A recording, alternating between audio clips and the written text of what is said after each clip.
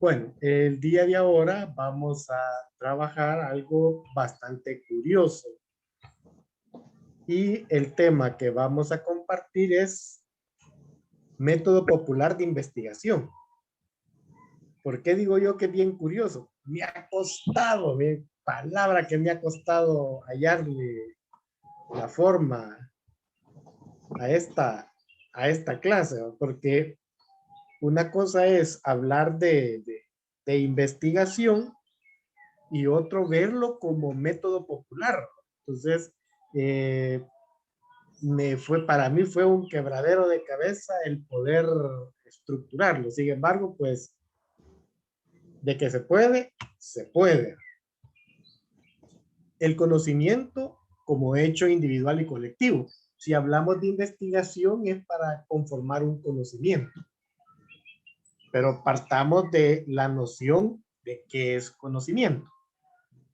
Existen múltiples posibilidades. Por ejemplo, los diccionarios presentan una amplia diversidad de significados respecto a la palabra conocimiento.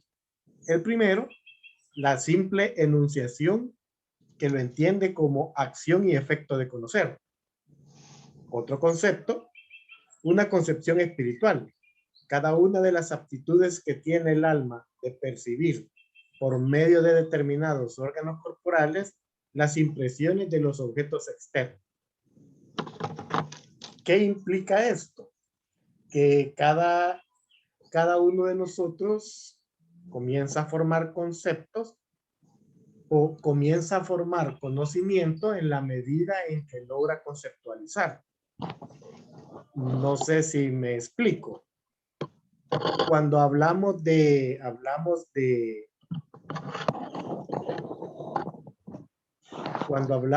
silla, por decir algo, un concepto universal, la mente hace un doble proceso. Lo primero que hace es acudir al concepto que se tiene de silla, el primer concepto que cada uno de nosotros formó, sea una silla grande, sea una silla chiquita, sea una silla ancha, sea una silla angosta. Ahora, si nos dicen esta silla, el proceso se duplica, porque primero va a concebir el concepto silla y luego va a observar la silla de esta silla para hacerla pegar con el concepto que nosotros tenemos. Por eso muchas veces cuando estamos en una casa y uno entra y no se sienta, que es lo primero que uno espera, que le digan siéntese. Pero si a usted le dicen siéntese, ¿qué es lo primero que busca? Una silla. Pero si no hay sillas, ¿usted qué hace? Pregunto, ¿qué es lo que hacemos si no hay sillas? Nos quedamos parados. Nos quedamos parados, cabal. Y comenzamos a buscar y viendo dónde hay una silla. Nada, como no hay silla, no hay concepto en qué sentarse. Ahora, si le dicen, no, jale una piedra, bueno, hubiera dicho eso desde un principio. Entonces ya usted busca una piedra, la jala y se sienta. Ya relaciona piedra con la acción de sentarse. Entonces aquí ya vamos viendo cómo el ser humano pues va conceptualizando.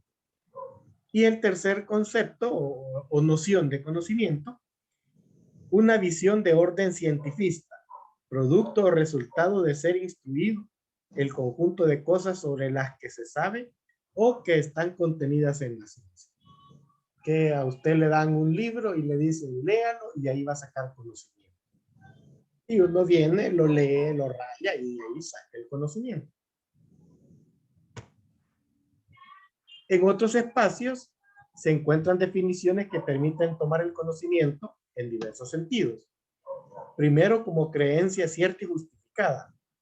¿Por qué se convierte en creencia cierta y justificada? Porque cada uno de nosotros ya tuvo una experiencia, la experiencia de entrar en contacto con el objeto que se ha conceptualizado y al ya volverse concepto, ya hay creencia cierta de que eso existe. No sé si me explico hasta ahí. ¿Alguna pregunta? ¿Estamos claros? Sí, Raúl, está claro. Va. Segundo, la obtención de información acerca de un objeto para dar a conocer una noticia al respecto. Esto sería cómo obtenemos el conocimiento de algo y en la medida en que lo transmitimos, ese concepto que transmitimos ya lo hacemos conocimiento. Por eso muchas veces las personas cuando son estudiantes, no sé si les habrá pasado a ustedes, que le preguntan algo y usted se queda y uno tiene cuando uno está procesando y uno dice, lo tengo en la punta de la lengua. Y uno queda, yo creo que lo que no lo tiene conceptualizado, como no lo tiene conceptualizado, no lo puede concretar. Entonces, yo a mis alumnos me dicen así, yo lo tengo en la punta de la lengua, te voy a pegar en la espalda para que te salga la respuesta. Si está en la punta de la lengua, ya te va a salir. Es una expresión para decir que nuestra mente está procesando y está buscando en dónde va a entrar dicha experiencia para volverla a conocer. Y tercero, mezcla de experiencia, valores, información y saber hacer. Aquí ya vamos viendo una tercera sentido, es una mezcla de experiencias, el ser humano las procesa, saca la información y eso le va a servir para hacer algo. Por su carácter utilitario, este último aspecto sirve como marco para incorporar al conocimiento nuevas experiencias e información. Se toma también como pretexto para indicar que el conocimiento solo es útil para la acción. Por eso muchas veces cuando no nos sirve, como que el cerebro lo desecha. Y no es que lo desecha, no porque el concepto no sea concepto o porque no se vaya a volver conocimiento. Sencillamente para la persona que lo está adquiriendo, no le sirve para nada. Y como no le sirve para nada, entonces no gasta neurona para conceptualizar. El conocer no puede definirse de modo estricto. En consecuencia, habría que remitirse a la epistemología para obtener un panorama más amplio en relación al conocimiento. Cuando se habla de epistemología, es un concepto griego que viene de episteme, que significa conocimiento. Es la forma de cómo seguir formando el conocimiento. El ser humano es consciente de sí mismo y de la realidad que le rodea. De esta forma, a través de sus sentidos y de la razón, trata de conocer el mundo, el universo, todo lo que lo rodea. En términos tradicionales, esa realidad que trata de ser conocida por el ser humano se denomina objeto de conocimiento. Aquí vamos viendo la funcionalidad que tiene el conocer. ¿Por qué tiene una funcionalidad? Porque estamos inmersos en una realidad.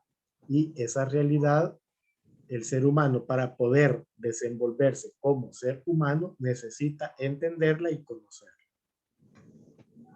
También, en términos tradicionales, el hombre se construye en sujeto de conocimiento cuando en el acto de conocer capta información del mundo circundante, de los objetos que lo rodean. Lo que estamos hablando. Usted comienza a ver que para pasarse una calle, ¿verdad? Un niño se tira a la calle, que está jugando pelota y sale la pelota rebotando. ¿Qué es lo que va a hacer el niño? Ir detrás de la pelota. Le interesa a él ver la calle antes de ir a traer la pelota. No. ¿Qué es lo que le interesa? La pelota.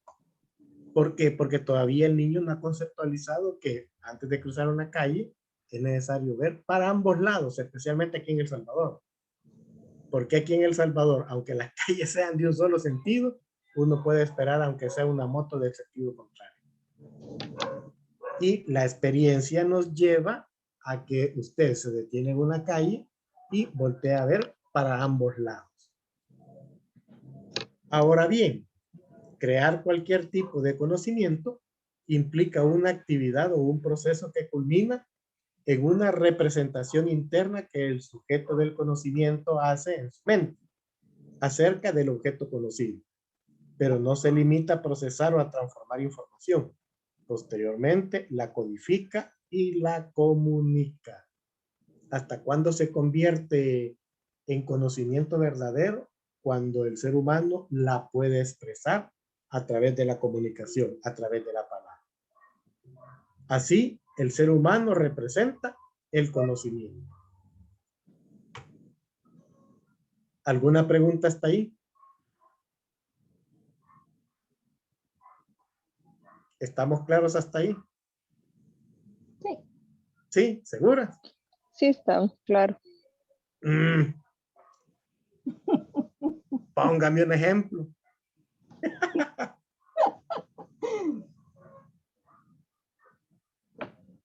Ejemplifiquémoslo. Busquemos un ejemplo.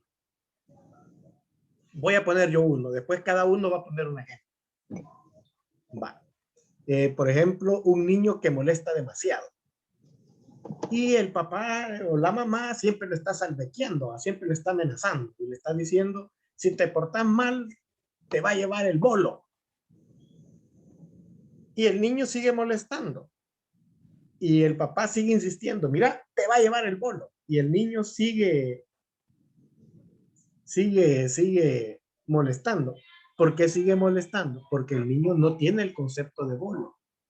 No sabe qué es un bolo. Hasta cuando le dicen, mira, ves ese señor que está ahí, todo sucio, todo andrajoso, con ese gran saco, ahí mete los niños. Hasta entonces el niño conceptualiza. Me explico. Hasta entonces, si le dicen, te va a llevar el bolo, el niño va a relacionar aquel andrajoso, aquella persona que quizás de muy mal aspecto, pero que anda con una bolsa recogiendo latas y plástico. Hasta entonces el niño relaciona que en ese saco donde carga el plástico y donde carga las latas, ahí lo va a meter. Entonces viene la amenaza, te va a llevar el bolo, el niño deja de molestar. ¿Hasta cuándo deja de molestar? Hasta cuando el niño ha generado el concepto. Mi ejemplo, vamos a ver Iris, ¿cuál es su ejemplo?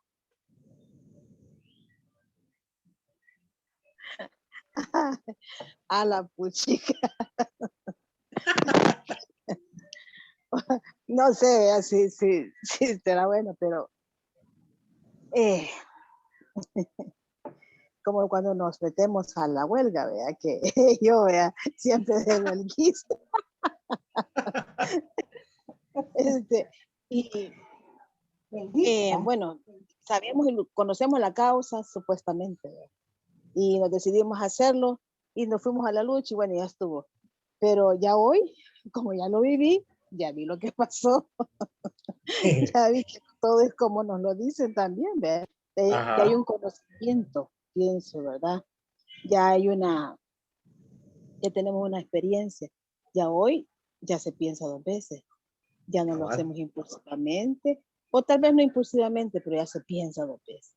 Ya se saben las consecuencias. No se va uno a la primera sin saber, ¿verdad? No sé si. Correcto, por ahí va. Logró formar el conocimiento de lo que es una huelga y las consecuencias que eso tiene. Vamos a ver, una de las hermanas misioneras.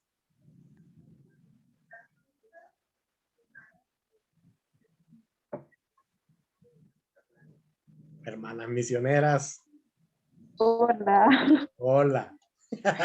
Bueno, yo recordaba en una misión,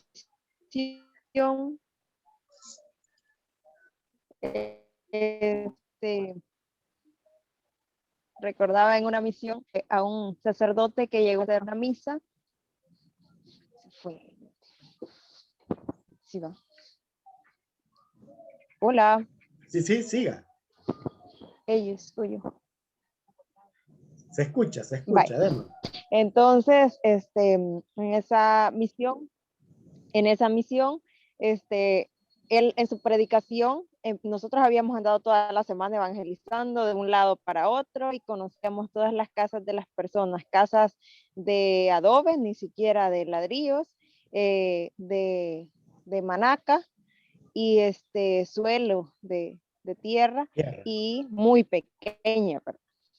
Y entonces cuando él llegó a la predicación, dijo de que las personas no tenían conciencia de lo que significaba Jesús, porque en sus casas tenían baños con azulejos y cocinas con no sé qué ondas más, y que la capilla la tenían descuidada, de hecho, y la iglesia tenía piso, por lo menos, y era de lámina. Entonces, dejó como muy evidente que tenía un desconocimiento total de su parroquia en ese momento, o sea, no sabía de lo que estaba hablando y la gente solo se miraba y nosotras nos mirábamos más, ¿verdad? Porque estaba fuera de sí, pues, de contexto. Exacto, o sea, él no tenía el No sé si se conocimiento. aplica, pero Aplica, ahí aplica, eso claro es que sí lo que se aplica. me ocurre pensar ahorita. Claro que sí aplica. ¿Por qué aplica? Porque él no logra formar el concepto verdadero porque no ha tenido el contacto con esa realidad. Como no tiene el contacto con la realidad, dijo cualquier cosa. Pero la gente que está en esa realidad, me imagino que no le dijo absolutamente nada dicha prédica. Vamos a ver, Ada Ibis.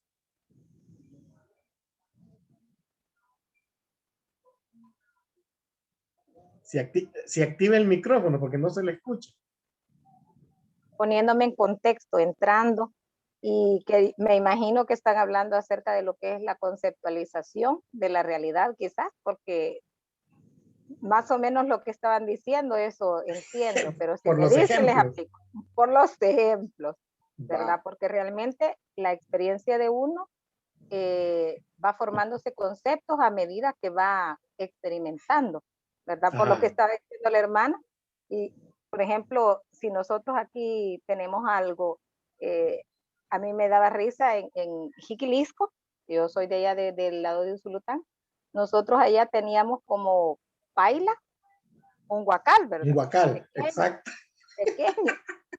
Y entonces, y en otro lugar, que en San Miguel, la paila es una cosa, pero inmensa, ¿verdad? O sea, era lo mismo, pero el tamaño, imagina que le dice, tráeme una pailita para enfriar el café. Y entonces Lleva uno gran llevaba su guacal. pailita, ¿verdad? Ajá, y allá en San Miguel la gran pailota, ¿verdad? Entonces, como que también uno debe de contextualizar las diferentes realidades que existen para poder Exacto. seguir haciendo conceptos claros, ¿verdad? No sé si ando perdida, pero yo No, creo que así están es, hablando. así es. Y que a mí me pasó algo así. Estaba allá en San Miguel y me dicen, ¿va a utilizar el baño? Sí, ya ahí hay una paila para que se eche agua. Y yo me quedé, ¿y cómo voy a bañar? Yo soy de Occidente y una pailita es lo que le pone uno encima de la taza. Y dije, ¿cómo me voy a bañar? Me voy a tardar como 20 horas en bañarme. Pensando así con la cucharita, ahí, así me iba a bañar. Pero ya después, ¿qué pasó? Pues me encuentro con el guacal, yo dije, yo voy a agarrar el guacal, no es mi concepto. Ya después, platicando con la gente, me dicen que a eso se le llama paila allá. Y bueno, concepto nuevo para mí. Héctor, ¿qué ejemplo nos puedes poner? Paz y bien, buenas tardes. Paz y bien, Héctor. Fíjese que, bueno, realmente, por la forma como lo ha ido ilustrando, pues, el conocimiento como hecho individual y colectivo. Fíjese que a mí se me ocurría y me ponía a pensar, por ejemplo, cuando nos hablan del cambio climático, ¿verdad? Ajá. Vemos videos, lo hemos leído, hoy que en las redes sociales se ve mucho de esto, sí, pero digamos, ese es el conocimiento general y me hace recordar cuando estábamos en las clases del primer año, ¿verdad? Cuando decía, Ajá. sí, pero una cosa es conocer la realidad así de lejos y otra es cuando la realidad me toca y me arrastra y me lleva, pues. Y yo me acordaba precisamente lo que pasó este año recién pasado en Nejapa, ¿verdad? Ajá. En Nejapa, ajá, sí, sí, o sea, digamos, sí, hay un cambio climático, hay inundaciones que afectan, sí, pero de repente no es lo mismo verlo en las noticias, a que de repente usted amanezca, y yo iba ese día, y yo como trabajo por esa zona, siempre paso por ahí, de repente es la calle cerrada, ¿verdad? Todo inundado, o sea, y yo digo, esta gente tal vez, al igual que yo, lo había visto en las noticias, así que pasan estas desgracias y todo eso, sí, pero de repente usted está durmiendo y no sabe que va a amanecer sin casa y sin seres queridos, pues porque esa gente todos perdieron seres queridos, ¿verdad? Entonces, sí, no es lo mismo ver la realidad de un punto de vista, digamos, así lejano, a vivirla, pues, en carne propia, como dicen, ¿verdad? Entonces, no va a ser el mismo concepto para alguien que diga, sí, las inundaciones afectan, los deslaves afectan, a decir, bueno, pues yo perdí un familiar, me quedé sin casa, me quedé sin nada a raíz de esto. Pues, yo creo que la realidad depende cómo nos la encontremos o cómo la vivamos, así va a ser el concepto que tengamos de qué tan grave puede ser una situación, pues. Exacto, por ahí va la idea. Por ahí va la idea. En la medida en que vamos teniendo la experiencia y aprendemos a procesar dicha experiencia, la vamos a conceptualizar. Pero hay gente que no aprende. como dice la canción de Julio Iglesias, tropecé de nuevo con la misma piedra. Y digo yo, puti, con el mismo piedra, o sea, ¿en qué cabeza cabe? En la misma piedra y el mismo pie. Pero bueno, filosóficamente, ¿qué procede? Que no se dé el tiempo para sacar conocimiento, entonces no explota la experiencia. Igual que una bestia, un macho. Una vez iba yo en un macho y de repente se detuvo. Y yo me quedo, madre, ¿qué pasó? Y volteo a ver al catequista que iba conmigo. Y me dice, se detuvo porque vio algo, el machito vio algo que no es normal en este camino. Por eso se detuvo. Y me quedo yo pensando, aparte de las 500 libras que lleva encima, porque yo iba a montar en él. Entonces, claro, ya después, cuando yo me pongo a procesar el concepto, digo yo, mal aplicado cuando nos dicen que somos burros. Y nos dicen burro porque insistimos. Cuando un burro, si no conoce, no insiste, ahí nomás mete freno. ¿Por qué? Porque su instinto le dice que desconoce el camino y aparte de desconocer el camino va sobrecargado, me llevaba a mí encima. ¿Qué pasa si se descalabra el animal? Por instinto de conservación no va a caminar. Y no, y uno dice, ay, qué sabia la naturaleza. No, es el instinto. Es el instinto. Si yo creo que el macho le dieron ganas de pararse en dos patas y aventarme a mí, va, gordo, baboso que me han puesto encima. Pero así es el instinto. Ahora, ¿cómo nosotros sacamos conocimiento? O sea, evitar caer o cometer los mismos errores. Evitar cometer los mismos errores. Lo decía el padre Mauricio el domingo en la misa. Hay gente que quiere confesar todos los domingos y aparte de quererse confesar todos los domingos, siempre viene a decir lo mismo. Y me hace pensar a mí, bueno, ¿y por qué siempre hacemos lo mismo? ¿Será que no aprendemos? No aprendemos porque no procesamos. Bueno, continuemos.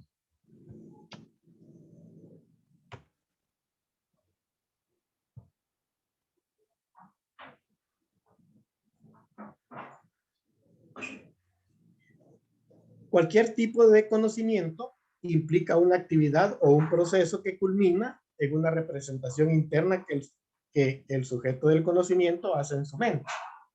Que un jocote, a usted le dicen, le vamos a dar un jocote, pero si usted ha probado solo jocotes pitarrillo, ¿cuál va a ser el concepto que usted va a tener? El del pitarrillo, aunque le estén dando jocotes de Corona, bien dulcitos y bien sabrosos, y jugosos, con limón y sal si quieren. Pero si tenemos el concepto de que el jocote pitarrillo, o hemos conceptualizado como jocote solo solo los pitarrillos, que son jocote de cerco, son ácidos.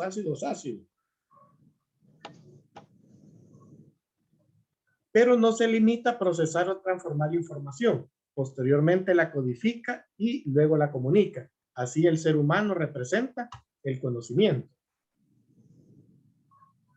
El ser humano utiliza un conjunto amplio de conocimiento para dar solución a un sinfín de dificultades. Dicha labor se realiza por medio de la indagación. Se interroga el entorno con el fin de encontrar las acciones que se han de realizar para solucionar tales dificultades. ¿Cómo así? Bueno, como seres humanos y la capacidad intelectual que tenemos, antes de dar un paso, cuando a uno le encomiendan hacer algo, lo primero que procede mentalmente es examinar la situación, qué es lo que voy a hacer. Y todo eso se da en fracciones de segundo. Mira si aguanta o no aguanta, si puede o no puede. No le vaya a pasar lo que me pasó a mí en Santiago de María. Me dice un fraile, mira, andate un saco de concentrado. Y claro, el concepto que yo tenía de saco de concentrado, de saco es de 100 libras. Cuando llego ahí a ¿cómo se llama? Donde venden el concentrado, me dice el muchacho, como me vio mero cholo, se lo vamos a echar, y van sacando un saco de 200 libras. Y me lo echaron, yo dije, no, yo de machito, yo aguanto. Cuando iba a medio camino, yo ya casi me veía la rodilla, yo iba más que doblado. Y no lo tiraba porque después me ponía a pensar, y después como me lo echó al lomo otra vez. Y así le hice frente hasta llegar de la ferretería o del agroservicio hasta el seminario. Estaba lejos. Me tocó que caminar como 8 cuadras. Ya yo ya iba que ya lloraba y no tiraba el saco por orgullo y por necesidad. De ahí, ¿qué proceso saqué? Bueno, un saco puede pesar 500 libras, 100 libras, 200 libras, 80 libras. ¿Va? Si me dicen échate un saco de cemento, 80 libras. Si me dicen échate un saco de café, son 100 libras. Y me dicen échate un saco de concentrado, o ya sé que pesa 200 libras. Entonces, no podemos estandarizar y ahí saca uno el conocimiento. Lo puedo hacer, no lo puedo hacer, me dan la fuerza, no me dan la fuerza, qué es lo que voy a hacer, cómo voy a hacer. Y todo eso se da en fracciones de segundo. De igual manera, adquiere conocimiento mediante la realización de un conjunto de acciones para conocer lo desconocido o ignorado. En otras palabras, realiza procesos mentales y acciones racionalmente establecidas. Estábamos una vez con una religiosa que más de algunos de ustedes la ha de conocer. Madre Marcos, de las Clarisas Activas. Estábamos en una comunidad en Gotera y nos dieron el almuerzo. Y yo desde que lo vi dije yo, este es el pollo. Bueno, yo me lo comí. Y después cuando ya íbamos de regreso para el convento, para la iglesia, le digo yo a la hermana, ¿ya has comido garrobo? Uy, no, me dice. Y se me queda viendo. No te estoy preguntando, te estoy afirmando. Y me queda, con razón. Yo me preguntaba qué parte del pollo me había tocado porque me apareció un hueso que no me era familiar para el pollo. Y ahí, ¿qué pasó en ella? Comenzó a procesarlo. Se topa con algo desconocido, se lo come de forma desconocida y ya después que se lo había comido, llega la información. ¿Qué le tocó? Procesarla. Después me quedé pensando, puchica, y si le hubiera dado indigestión, si se hubiera puesto a vomitar, si le hubiera dado diarrea por manejar una información tan de golpe. Pero como los dos estábamos sentados en la misma mesa y los dos comiendo bendito garrobo, pero ella le tocó que procesar más rápido que alguien que ella conoce. Surge entonces en el acto de conocer una diferencia. Por un lado, existe la afirmación realizada respecto de un hecho o de un objeto. De otra parte, se halla el proceso mediante el cual se ha obtenido tal conocimiento. Y en otros términos, se debe distinguir el proceso que lleva al conocimiento de la representación del conocimiento. Entonces, es todo un proceso. Primero, pues, la experiencia. Después viene el procesamiento de la experiencia, que va a comenzar a sacar el conocimiento. Y el conocimiento va a ser conocimiento tal en la medida en que lo pueda expresar. Ahora bien, cuando en el ser humano comienza a preocuparse acerca del modo como se ha adquirido un conocimiento, o cuando intenta encontrar un conocimiento nuevo, se representan interrogantes de variada índole. Tales interrogantes integran el campo de la metodología. Claro, si usted se topa con algo que es desconocido, lo primero que usted va a buscar es una forma de cómo conocer. A eso se le llama metodología. Vamos a ver dos tipos de conocimiento, el conocimiento personal y el colectivo. El conocimiento personal, en el sentido de que se origina y reside en la persona, en la experiencia personal, la experiencia individual que tiene un individuo y en su capacidad de raciocinio procesa dicha experiencia y saca un aprendizaje. El aprendizaje sería conocimiento. Y lo incorpora a su patrimonio cultural, a su patrimonio personal. El concepto lo hace suyo. Es lo que en pedagogía se llama aprehensión, con H. ¿Cuál es la diferencia de aprender de aprehensión? No me va a salir que la H. La diferencia es en que una cosa se vuelve repetitiva, lo aprendido, y la aprehensión es cuando usted ya lo hace suyo. Y al hacerlo suyo, de forma inconsciente, usted ya lo hace. Y por otro lado tenemos el conocimiento colectivo. El conocimiento colectivo tiene la característica que puesto que junto con la cultura conforma una unidad indisoluble con el medio y con el territorio. Es cuando los conceptos se vuelven universales y se vuelven universales para todos, para toda una comunidad, para toda una familia, para todo un pueblo, para toda una nación, para todo un estado. Volvemos al ejemplo de la paila. El Salvador prácticamente está dividido en dos grandes zonas y quien divide esas dos grandes zonas es el río Lempa. Si usted se fija del río Lempa hacia oriente, hasta la forma de hablar es distinta, a pesar de que todos somos salvadoreños, pero ellos tienen una forma de hablar bien característica. Y uno se fija más quizás en San Miguel. En San Miguel la gente habla más cantadito y le pone ¿cómo sería? Un tono al final de cada palabra o al final de una oración. ¡Ja! Y entonces, fíjate que ¡ja! Y uno de este lado del Lempa, del río Lempa hacia occidente, esa tonalidad uno no la escucha. Los conceptos, algunos conceptos son distintos. En cambio, del río Lempa para acá, los conceptos, aunque podrán ser los mismos, pero tiene otra connotación. Tomar café con pan. Allá Dios guarde del otro lado que usted esté chuponeando el pan y el café. O sea, eso no lo hacen. O que el atol, en unos lados es simple y en otros lados es dulce. Y uno dice, pero todos somos salvadoreños. Sí, pero hay ciertos patrones culturales que se vuelven parte del conocimiento colectivo que genera una forma de actuar y una forma de pensar. ¿Alguna pregunta hasta ahí? ¿Estamos claros hasta ahí? Sí, sí. Vale, sigamos.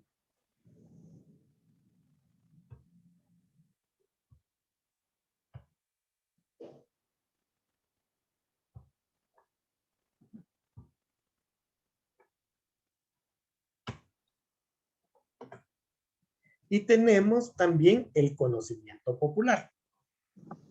Algunos autores lo denominan como vulgar o natural. Cuando hablamos de vulgar, es necesario verlo en su etimología. Viene del latín vulgus, que significa del pueblo, pero del pueblo más pueblo. O sea, ¿cómo podríamos decir? Sí, más popular, de lo populoso. Es cotidiano y hace parte de una cultura determinada. Se caracteriza porque ha permanecido en el tiempo. No tiene orígenes claros y corresponde al patrimonio que ha sido heredado y transmitido a través de la generación. Se aprende y se aplica a la solución de problemas sin cuestionar el procedimiento realizado. Se adquiere de los fenómenos que circundan al ser humano sin que se profundice en sus causas. Por ende, se resiste a críticas, pues se aplica tal como fue aprendido socialmente. ¿Qué podemos decir del conocimiento popular?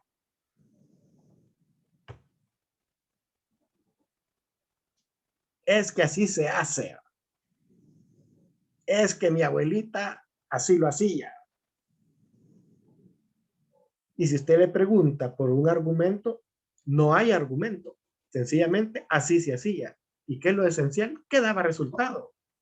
Como daba resultado, entonces se sigue reproduciendo el mismo patrón de comportamiento. ¿Algún ejemplo con respecto a esto?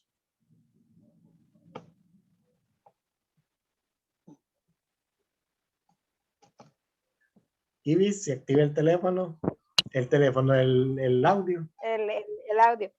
No sé si aplica ahí cuando los niños, por ejemplo, que están empachados, ¿verdad? Y uno dice, y los vamos a sobar y se soban así y así, y el niño se le quita el empacho. ¿Cómo saber? Pero eso lo hacía mi abuela, mi bisabuela, y lo desempachamos. Y eso no está en ningún libro. No, y lo más irónico, mi esposa es enfermera. Pero ha sobado de empacho.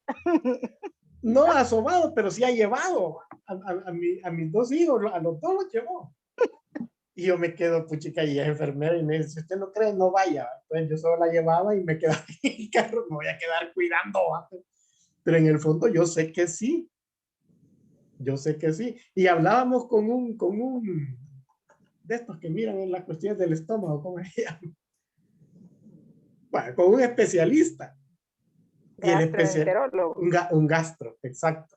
Y el especialista nos decía lo mismo, que él, siendo gastro, la esposa llevó al hijo a que le sobaran de empacho. Y me dice, no, y yo ya probé de toda la medicina y no dio resultado. Y ella lo llevaron a que lo sobaran y el niño vino bien. Igual nosotros, ¿no? Llevamos al cipote que lo sobaran y siguió bien. Y siguió bien. Ya no tuvo ese problema. Ese sería un ejemplo. Otro ejemplo. Quizás ese hecho de que a los niños recién nacidos hay que ponerle una semilla que amarrada en la manita, ¿verdad? Todos los padres regañan por eso, que eso no se debe hacer y todo. Todo el mundo lo hace y todo el mundo dice que le funciona. Para que no le hagan ojo. No, pero tiene su lógica. Ya, bueno, ya cuando uno culturalmente lo mira, a mí me molestaba. Sinceramente, a mí me molestaba. Nunca regañaba porque no sé, no me cabía en la cabeza regañar. Dije yo, ¿para qué voy a regañar si es parte cultural? Con regañarlo, mejor lo evangelizo en vez de regañarlo, porque al regañarlo lo corro. Pero tiene lógica. ¿Por qué? Porque el ojo, lo que la persona que ojea, como que tira una vibra que la semilla lo absorbe. Y es por eso que la semilla se revienta. Y uno dice, ¿y por qué se revienta? No es por el calor, no es por el sol, sino que no la ha metido al fuego. Es por eso que la semilla logra captar y evita que se vaya al niño. Esa sería mi explicación más lógica, por lo que yo he visto, porque sí he visto semilla reventada. Cuando a mí me llevaban la semilla reventada, yo me quedaba, sí, pero yo ayer la vi entera la semilla, porque ahora está reventada. Entonces, a mí me llevaba a pensar que, bueno, se vuelve como un catalizador de energía, ¿verdad? Evita que esa energía llegue al niño y le haga daño. Pero sí, es parte de la sabiduría popular. Y sobre Y todo nadie la sabiendo cuestiona. y esas semillas, al parecer, son una de las semillas más duras, ¿verdad? Sí. O sea, no es así que se va a reventar, sí, por el tiempo se reventó. No, no se revienta fácilmente esa semilla. Ay, y no uno de cipote la chollaba en el cemento, pues, la chollaba y la chollaba hasta que ponía bien caliente y andaba quemando a la gente. Y eso es para hacer ver la dureza de la semilla. O sea, de una semilla bastante compacta. Y en su estructura es muy dura. ¿Qué? Semana Santa, el lavado de la cruz, el Viernes Santo en la madrugada. Sacan la cruz y la llevan al río, y es todo un rito, lavan la cruz y se la llevan. Y una vez yo me puse a preguntar, ¿por qué la van a lavar? Claro, tiene sentido. Si ha pasado encerrada la bendita cruz todo un año, está taqueada de polvo, entonces hay que lavarla y hay que lavarla.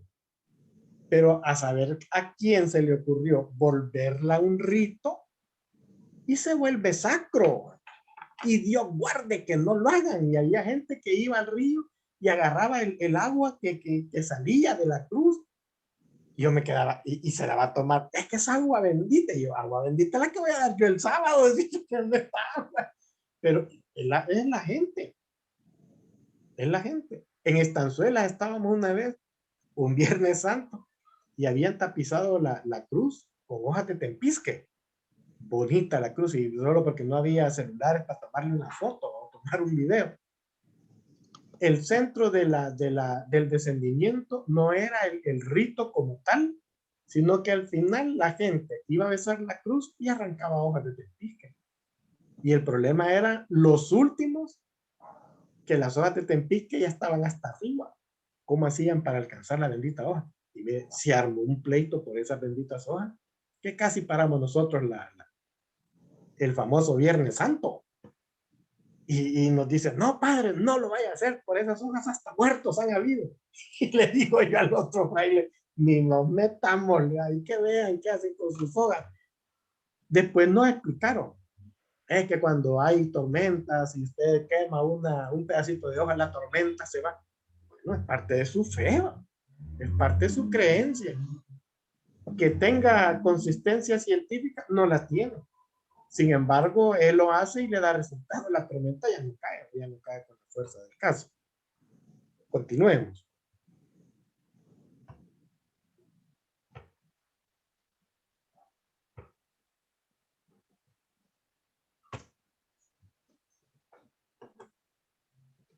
Investigar es indagar la realidad de forma sistemática que para producir conocimiento sobre esta, sobre la realidad. ¿A qué conocimiento saca? Comúnmente consideramos que esta es una actividad exclusiva de especialistas y el conocimiento que se produce es usado solo por intelectuales y profesionales. Y quizás por ello la investigación en el entorno universitario ha sido caracterizado como desarticulada, individualista, desvinculada, sin respuesta a las exigencias sociales. Y aquí vamos viendo cómo se eleva tanto el concepto de investigación que uno a nivel popular lo que hace, la ciencia dice que no es de carácter científico, cuando sin embargo se ha arrojado un producto, se ha arrojado una conclusión, se ha arrojado una evidencia. Pero claro, como no se ha utilizado un método científico en toda su estricta metodología, pero eso no implica que no haya conocimiento. El pilar de la investigación. Caracterizamos a la investigación popular como una investigación científica en la medida que es una práctica que busca generar conocimientos sobre la realidad, adaptando recaudos para el control de la producción y validación del conocimiento, al igual que una seria y rigurosa investigación académica. El hecho de que no sea tan rigurosa no quiere decir que no forme conocimiento, claro que sí. La investigación popular, en tanto proceso de investigación, debe responder a las 3 preguntas claves como producto de un trabajo colectivo de la comunidad. ¿Cuáles son las 3 preguntas claves? ¿Qué se investiga? ¿Para qué o para quién se investiga? Y cómo se investiga. Y esto es lo curioso, porque a nivel popular uno puede hacer una investigación, pero tiene que tener claro qué es lo que busca. Segundo, ¿para qué busca eso? Y tercero, ¿cómo lo va a realizar? ¿Cómo se investiga? Es necesario un método. Es una estrategia de investigación que articula diversas técnicas con la que establece una estructura colectiva, participativa y activa en la captación y elaboración significativa de la información. Y eso nosotros lo podemos ver. ¿Dónde lo podemos ver? En nuestra misma pastoral. ¿Por qué lo podemos ver en nuestra misma pastoral? Porque hacemos ciertos trabajos de investigación, tal vez no de carácter científico, los objetivos, objetivo general, la hipótesis y todo lo que eso implica, variable dependiente, variable... No, nosotros lo hacemos de forma práctica. Primero se reúne el consejo y va a buscar qué va a investigar. Puede ser una formación, por decir algo. ¿Para qué voy a formar? Para esto y esto y esto. ¿Por qué voy a formar? Porque vemos que sobre eso hay gente que necesita aprender. Bueno, entonces por ahí ya lanzamos un trabajo de investigación. Hacemos que, ¿cómo sería? Datos estadísticos. Pasamos encuestas, quizás no de forma rigurosa, pero sí comenzamos. La gente va de aquí, de esta cuadra, hay 5 que son católicos y 3 que son protestantes. Ya los tienen cuadriculados. Y al ya tenerlos cuadriculados, ya es parte del método, es parte del método científico. Ya cuadriculó, ya sacó datos estadísticos. Y no estamos hablando de chambre. Es que a nosotros nos interesa la información. Aquí en la parroquia se iba a hacer una misión, o se hizo una misión, pero se estaba buscando una forma de cómo llegarle a otro tipo de gente. Y en la misión, el que estaba coordinando estaba tabulando el tipo de población que había. Yo me quedo, está bien la estrategia, utilizar la misión para sacar la información. No necesariamente solo voy a ir lero, candelero a aburrir a la gente, no. Uno llega, platica y qué tal, y hay algún enfermo, quiere que venga el padre, o le traemos la comunión, y de ahí uno comienza a entrarle a la gente para luego enviar el mensaje, como diría San Francisco. Si ves conveniente, hablas. Si no ves conveniente, mejor no hablar. Parte de la sabiduría popular del hombre. Eso no era un gran científico, sentido común. Y cuando le preguntan por qué, es que no le vas a echar las piedras a los chanchos, las piedras preciosas a los chanchos. No vas a perder tu tiempo. Si no quiere hablar, ¿para qué te vas a desgastar?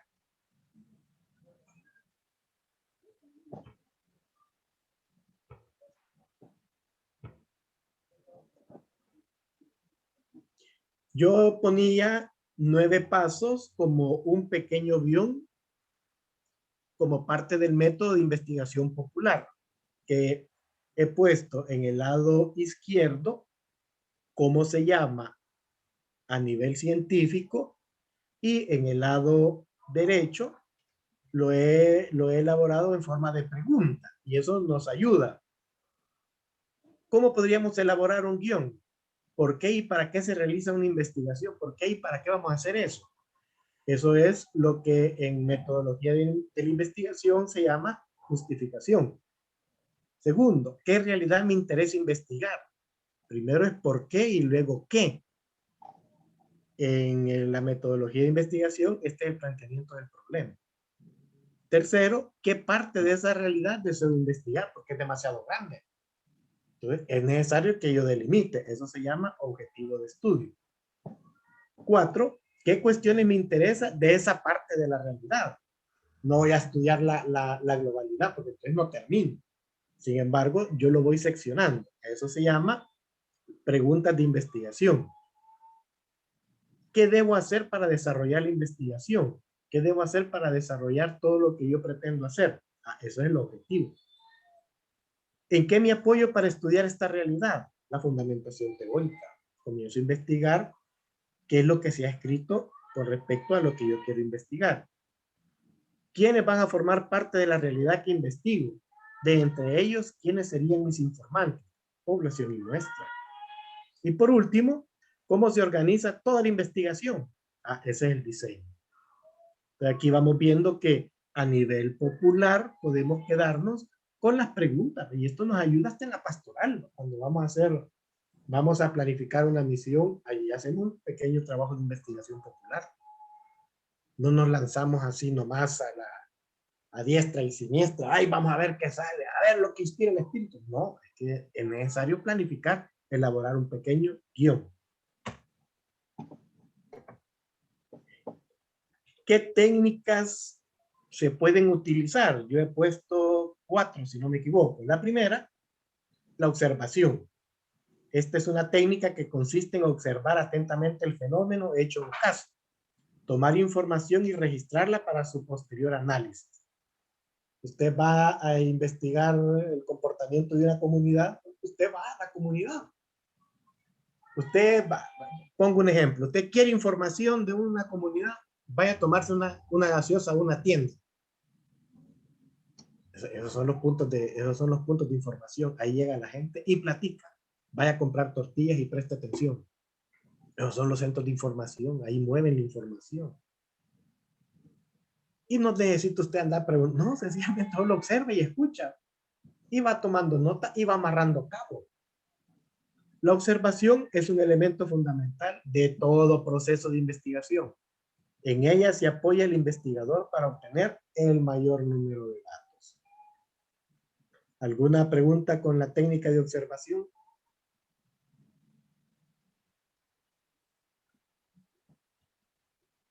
Pasemos a la segunda, la técnica de la entrevista. En ¿Sí? esa de la observación, fíjese que nosotros, bueno, cuando yo llegué aquí en el sector de San Bartolo y era maestra de primer grado, Entonces les digo yo a las compañeras, vamos a ver por qué estos niños todos se nos duermen, que a media mañana y nosotros, bueno, serán parásitos, ¿qué serán, verdad? Y les digo yo, miren, ¿por qué no nos vamos a dar un recorrido si la gente nos conoce, verdad? Entonces vamos a ir como a dar un vueltincito, busquemos una de las abuelitas y vamos. Entonces la gente nos saludaba, las veíamos y todo, ¿verdad? Aquellas casitas prácticamente, sala, comedor, cocina y todo en una sola, en un solo espacio. Y comenzamos a ver que la gente ya iba a ser el mediodía y bueno, en mi casa a las 11 de la mañana ya casi que estoy viendo eso para servirlo al mediodía. Y aquello es, anda a comprarte un churro, una sodita, un juguito. Jesucristo, esos niños alimentados a puro churro y soda o churro y jugo. Entonces, nosotros, cuando las compañeras empezamos a ver, solo como 3 nos llegaban bien comidos. Los demás nos llegaban con un pedacito de pan dulce, café, o con un churro y una soda. Entonces, eso sí es necesario, ¿verdad? La observación. Como decía usted, no es ni científicamente, usted solo llega, observa y se da cuenta ya de todo lo que va detrás de eso. Exacto, ya ha hecho el rollo, ya sabe qué hacer. Sí. Cabal. Julio levantaba la mano. Paz y bien, Fray. Paz y bien. Paz y bien para todos los hermanos. Me alegra verlos por ahí que está también Fray Marvin, ¿verdad? Tiempo sin verlos, al rato vamos a ir allá Así a bien, la parroquia. Paz y bien, hermano. Interesante el análisis que hace los hermanos, ¿verdad? La hermana Ibis, yo creo que los niños le habían hecho caso a la, ¿cómo se llama? La Margarita Escobar, ¿va? Por eso que solo a puros churros llegaban alimentados. Son nutritivos. Son nutritivos, correcto. Realmente fue interesante el método de observación. Y hablando del conocimiento, si nos remontamos allá por cuando inicia el ser humano a cuestionarse quiénes somos, de dónde venimos, y todo eso lo hacen a través del método de observación, ¿verdad? Sí. Ahí tenemos los filósofos griegos, ¿verdad? Presocráticos, que se les llaman, con Tales de Mileto, que empieza a decir, bueno, el ser humano, ¿de qué está compuesto? Ajá. Y ahí le siguen, pues, otros, que, por ejemplo, ahí está Pitágoras, Empédocles, ¿verdad? Que son personas que creo que inician a cuestionar y a investigar. Y a través del conocimiento, a través del método de observación, ahí como que se va, como decían ustedes al principio, pues asimilando todo, ¿verdad? Y por ejemplo, yo considero que el conocimiento, pues, lastimosamente, como estaba hablando usted anteriormente, no tenemos todo, acceso a todo el conocimiento realmente, ¿verdad? Porque se ha exclusivizado para ciertas personas influyentes o de dinero, ¿verdad? Incluso en la antigua Grecia, si usted ve, los que tenían acceso a la educación y a la información y al saber, solo era gente rica y contrataban pues a los sofistas para que les enseñaran. Y nadie, incluso si llegamos hasta la época de Jesús, por eso se extraña que Jesús hace todo el contrario, ¿verdad? En vez de que lo busquen a él, él busca, ¿verdad? Y realmente, hoy en día, pues, cuesta realmente para una gente que no tiene, bueno, nosotros que no tenemos esos recursos para tener acceso al conocimiento a través de la universidad, pues se hace bien difícil. Ahí también hablaban las hermanas también religiosas que llegaban, cuando se hablaba de algo, la gente no entendía de qué se estaba hablando, ¿verdad? Porque muchas veces pues no se tiene acceso a eso. Por ejemplo, si alguien va a buscar ¿cómo se llama? Aspirina en una farmacia, pero no hay, a la par dice, se vende ácido acetilsalicílico, yo creo que la gente no compraría, ¿verdad? Y al final se está hablando de lo mismo. Ajá. Realmente, creo que el conocimiento, pues no tenemos acceso completamente. Y aparte de eso, pues cuando se tiene el conocimiento, pues lo que lo lleva a realizarse plenamente es la práctica, como ya se ha hablado anteriormente, ¿verdad? Correcto. Muchas gracias, Pai, bien. Así bien. Es que así es. La verdad pero el hecho que no tengamos acceso al conocimiento académico no quiere decir que no tengamos conocimiento. porque algo conocemos, pues, o sea, no. Correcto, Fray. Y esto es lo interesante, ¿verdad? Que gracias a Dios nosotros, a través de esta formación, pues estamos adquiriendo y estamos alcanzando un poco de ese conocimiento. Y gracias a ustedes, ¿verdad? Que también se dan ese tiempo, que tal vez no tienen la recompensa que deberían, pero el Señor les va a recompensar más que nosotros. Y eso qué interesante, ¿verdad? Y gracias por el esfuerzo y por ese sacrificio que hacen, a pesar de ustedes de tener sus diferentes actividades, ¿verdad? Agradecemos realmente inmensamente estos espacios de oportunidad para ir conociendo más, ¿verdad? Gracias, Frank. Yo creo que sí, ¿verdad? O sea, uno lo hace y lo hacemos con el corazón y lo hacemos con toda la entrega del caso, ¿verdad? O sea, fuimos formados por la orden y el hecho que dejemos la orden no quiere decir que no sigamos siendo franciscanos. Y con David y con Rudy y los que estamos trabajando en esto, especialmente los que ya no somos frailes, pues nos sentimos agradecidos con la orden porque nos formó. Y una forma de demostrar el agradecimiento es compartir el conocimiento. Y que esto se vuelva, que ustedes se vuelvan en capacitadores para las nuevas generaciones. A algunos de ustedes les va a tocar que seguir formando a otros y así esto se va a ir multiplicando. Pero valga, quizás el comercial. Ajá. Parece ser que teníamos que dar una cuota y no sé cómo la vamos a dar. ¿Verdad? Así Ahí nos sí hemos quedado pensando que cómo le vamos a dar, pero no se preocupe, ya sabemos que Dios se lo va a pagar. sería bueno. De que Dios provee, ¿va? Eso. No lo dudamos. No lo dudamos, eso así es.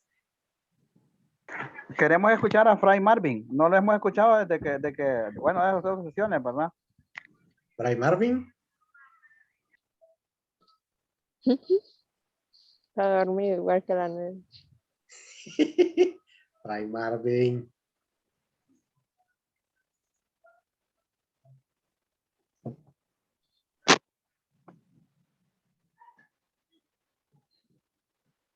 Bueno, para la próxima a él le vamos a preguntar de forma directa. La próxima pregunta que haga. La segunda técnica es la entrevista. La entrevista es una técnica de recogida de información que además de ser una de las estrategias utilizadas en procesos de investigación, tiene ya un valor en sí mismo. Por ejemplo, aquí en El Salvador, sobre la guerra civil hay muy poco escrito. Y la única forma de ser fieles para escribir o investigar sobre la guerra civil es a través de la entrevista, entrevistando a los actores, entrevistando a las víctimas, entrevistando a los participantes. Solo en la medida en que se puede entrevistar podemos recabar y reconstruir la historia. Tanto si se elabora dentro de una investigación como si se diseña al margen de un estudio sistematizado. Tiene unas mismas características y sigue los pasos propios de esta estrategia de recogida de información.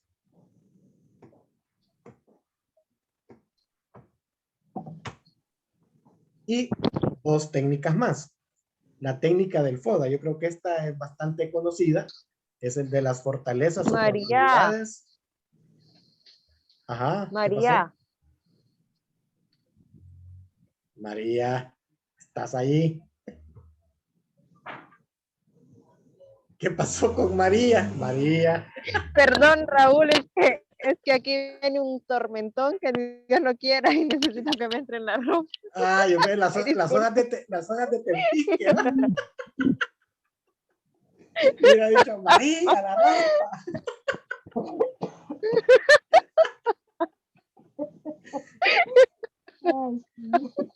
Démosle, pues. Y lo peor es que no me oyó la María. Qué barbaridad. Está mero sorbeleta. Estamos hablando del tercer método del FODA. Es un análisis, es elaborar un análisis a través de una herramienta diseñada para comprender la situación de un negocio o una realidad a través de la realización de una lista completa de las fortalezas, las oportunidades, las debilidades y las amenazas. Resulta fundamental para la toma de decisiones actuales y futuras, ya que se está viendo, poniendo los pies en la tierra, viendo cuáles son sus fortalezas y cuáles son sus debilidades, cuáles son sus oportunidades y cuáles son sus amenazas. Y el cuarto método, el método pastoral, ver, juzgar, actuar. El trinomio ver, juzgar, actuar significa en síntesis un método de planificación pastoral que nació como método de la acción en el seno de la juventud, sí, la juventud obrera católica, usado también en los documentos de la iglesia y más precisamente por Juan 23 en la Mater et Magistra. Bueno, entonces aquí hemos hecho un recorrido de 4 métodos de investigación que nos pueden servir para la planificación pastoral o para trabajos de investigación que podamos realizar. Que yo siempre he insistido en que en las parroquias debería de haber un libro de historia, porque muchas veces se pierde toda esa historia de caminar eclesial, porque no hay nadie que lo escriba.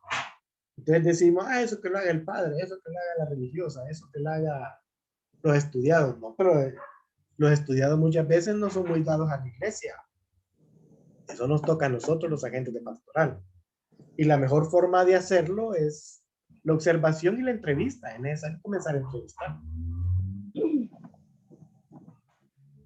Lo que pasó con la investigación del padre de Cosme. ¿Cómo se ha logrado investigar si no hay nada escrito?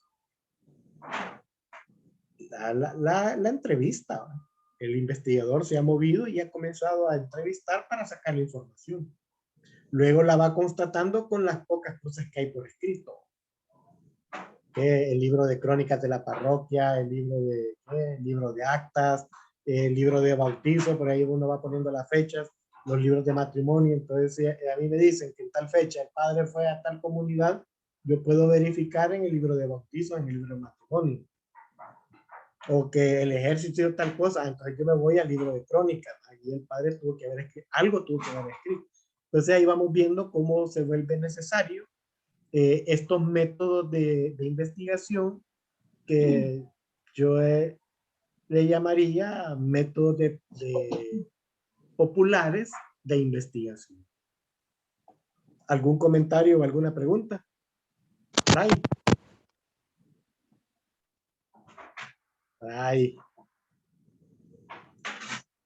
Marvin. Ya va a aparecer una sesión de espiritismo. Fray Marvin, ¿estás allí? Manifiéstate, Fray Marvin. Así les digo yo a mis alumnos, ¿verdad? Ustedes me hacen así como que si están en una sesión espiritista. Hasta allí iba y el alumno no responde.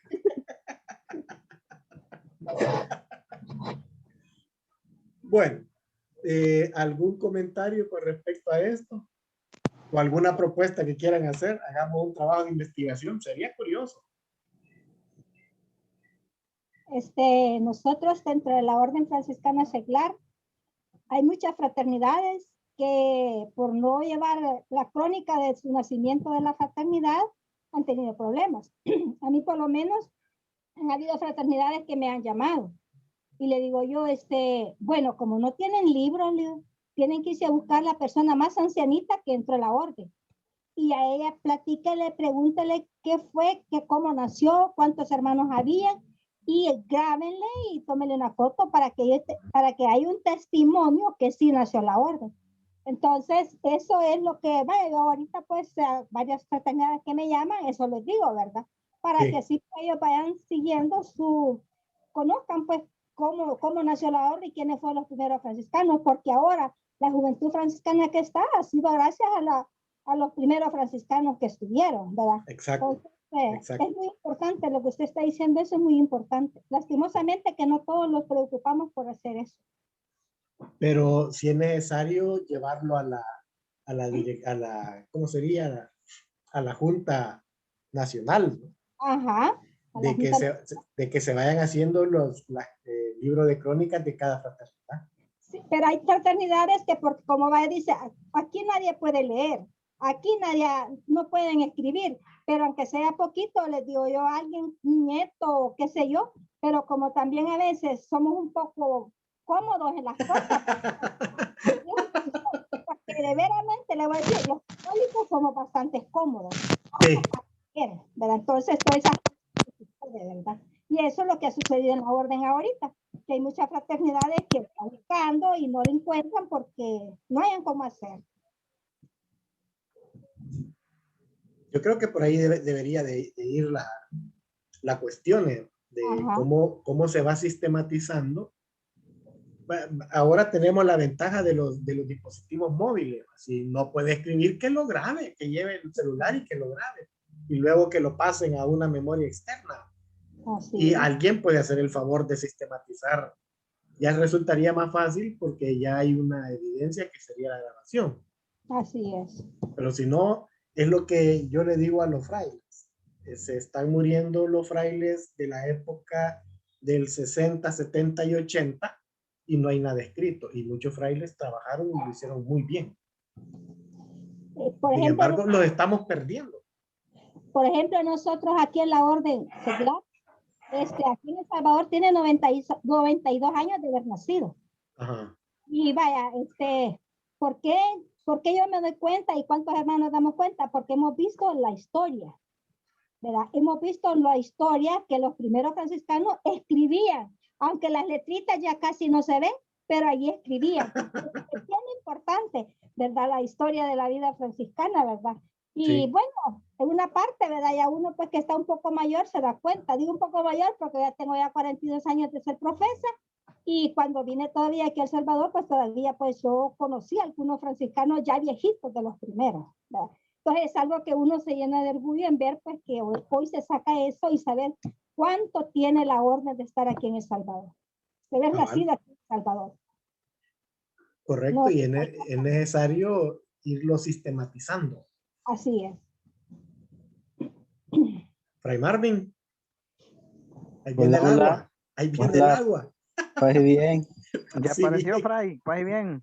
Paje bien. Aquí extrañando los tamales de la hermana. Paje bien, Fray. De la hermana Hola, Iris. Sí.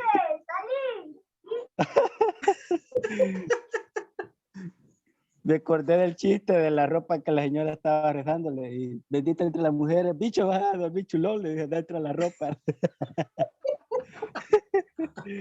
Son malos, Marvin. Pero es parte de nuestra cultura. Parte de nuestra cultura.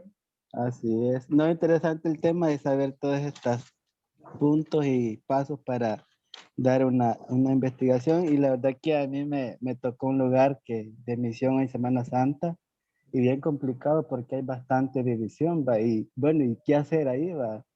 ¿Qué método utilizar? ¿Qué reflexión dar para que estas personas no caigan en esta división, va? ¿Por qué? Habladurías, chambres, como nosotros decimos aquí, va. Entonces uno ya tiene como estas metodologías para dar un resultado a este problema. Sí. Sí, porque al final después lo vuelven a enviar a uno por esos lados y Así es. Y uno le arranca la cabeza. Hubiera hecho algo en aquella vez que vine. Así es. Cabal. Pero está bien. Bueno, entonces vamos a llegar hasta aquí y nos vemos en la próxima sesión. Paz y bien. Así bien, gracias. Raúl. Gusto verlo. Así bien, muchas gracias. A los que ven, los demás, a los que pues gusto de solamente oírlos. Adiós. un gusto. Paje bien. ¿Dónde ve los tamales, Iris? Y la ropa, que no se moje la ropa. Así bien. No se va a mojar porque parece que ni va a llover. Solo era el escándalo. Bendiciones.